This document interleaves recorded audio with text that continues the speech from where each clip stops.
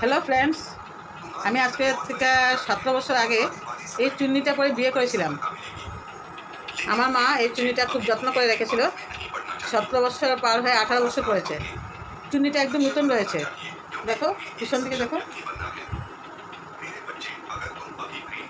একদম নতুন রয়েছে।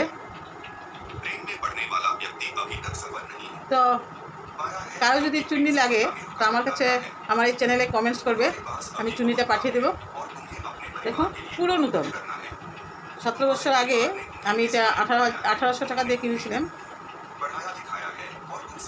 1800 না, ঠিক 2000 বা 2500 টাকা দিয়ে কিনেছিলাম। অনেক লম্বা, নিচের দিকে অনেক লম্বা, দেখো পুরো